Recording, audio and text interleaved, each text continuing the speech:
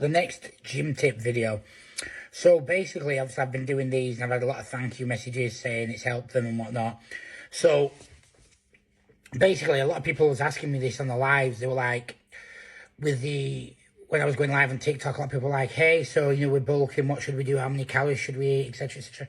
When you're bulking, if you're serious and you want to put on real size, dramatic size, you're going to have to put on some fat. I've put some fat on now while bulking. It is impossible.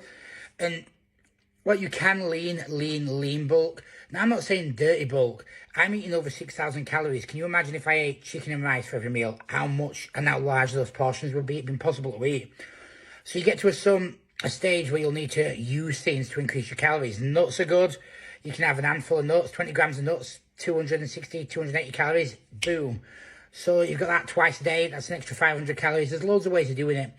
But once you get into that big number, you'll want to do it. Now, the main thing to make sure you're progressing is simple when you're on your bulk. I am a very essential. The weights need to be going up. They need to be going up. So if you're bench pressing 140, let's say 140 kilos, and you do a bulk, and you get up to 160 kilos over 3-4 months, whatever, that's a successful bulk on the chest period and the triceps, etc., etc., because obviously you've generated a lot of strength on those exercises, and if your rep range is going up, your strength is going up, you should, it should go transfer into muscle mass. The same with your back. If you were doing bent over rows and you're doing 100 kg, let's say, and you end up doing 130 kg by the end, for the same reps, that's a brilliant progression. Your back can only do anything but grow. So progressive overload is essential. And I really think it's important to be pushing yourself on your reps and intensity.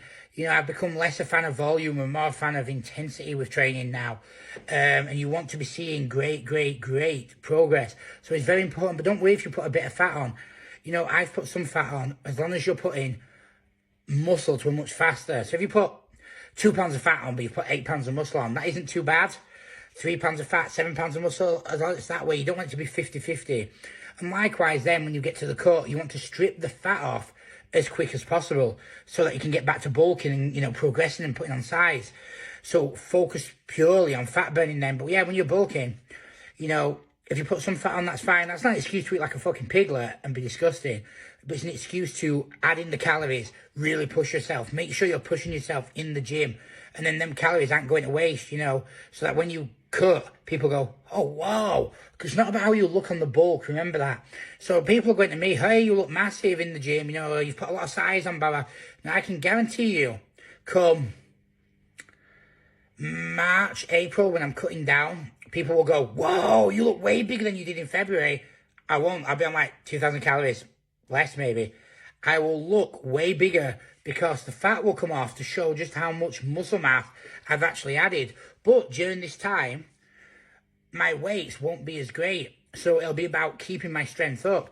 So, I'm not going to be doing 350 kilo deadlifts or anything like that because it's just not going to, pull my back. My strength won't be at the thing. So the goal will be keeping as much of that strength as possible to hold into as much lean tissue as possible so that when I'm let's say you're doing a 220 bench, instead of doing a 220 bench at 260 pounds, you're now doing a 220 kilo bench at 220 pounds, and you're ripped. So that when you start bulking again, think of how strong you're going to get, think of how much muscle mass you're going to get, and you're naturally, even though you won't be progressing your weights during this time, you'll naturally be stronger because you're doing it at such a lighter body weight.